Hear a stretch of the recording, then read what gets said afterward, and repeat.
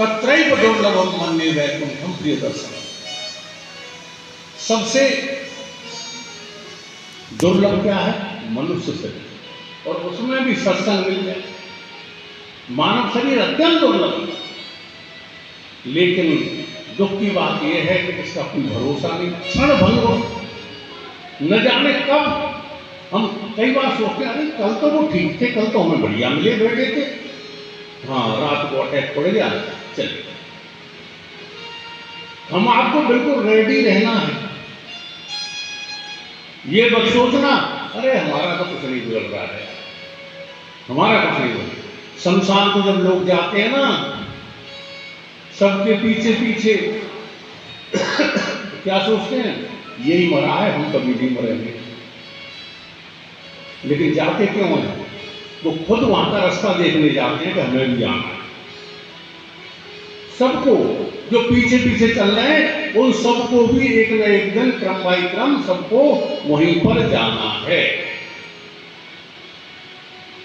बिनु सत्संग विवेक न होई, राम कृपा बिनु सुलभ न सोई। सत्संग के बिना कल्याण। जब एक राजा विक्रमादित्य हुए थे, बड़े ही पवित्र आत्मा राजा, उन्होंने एक तोता पाल रखा, सोने के पिंजरे में रहता। राजा उसे बहुत प्यार करते थे। क्यों करते थे? वो तोता प्रातः 4 बजे जग करके बोलने लगता, महाराज, महारानी जी, आप अभी तक सो रहे हैं? ये भगवान के भजन का समय है महाराज, ये सोने का समय है। जगिए, भगवान का भजन करिए, कीर्तन करिए। और फिर महाराज बड़े प्रसन्न हो जाते, महारानी प्रसन्न होती, दोनों बैठ जाते और वो तोता फिर राम कथा सुनाने,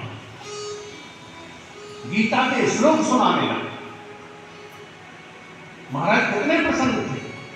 कैसा सुंदर तोता जो हमें जगा रहा है, तोता हमको जगा रहा है, जगिए महाराज। कुछ समय बीता, उसकी आयु पूरी हुई और वो मृत्यु को प्राप्त हुआ। महाराज ने उसकी सब यात्रा निकल पाई। महाराज रोने लगे। 7 दिन का राष्ट्रीय शोक महाराज ने रखा। बहुत याद करते और मंत्री से कहा, मंत्री जी एक तोता और लाओ, ऐसा ही तोता। और दूसरा तोता आ गया, वैसा ही बिल्कुल।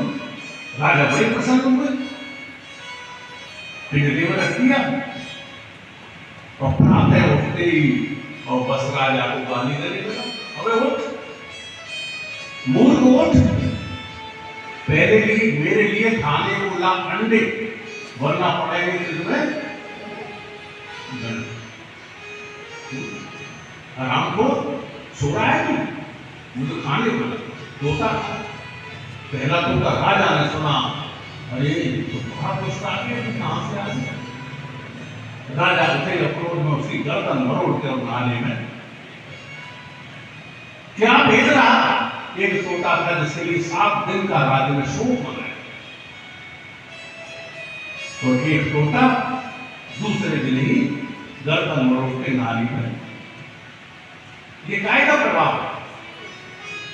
बड़े भाग पाए सत्संगा, विनय प्रयास होए भव भंगा। तुलसी पूरब पाप से हरि चर्चा न सुहाए। के ऊंधे के उठ चले, के नई बात बनाए। पूर्व जन्म के पापों से, वो स्वामी जी महाराज तुलसी जी कह रहे हैं, पूर्व जन्म के पापों से भगवान की कथा अच्छी नहीं लगती।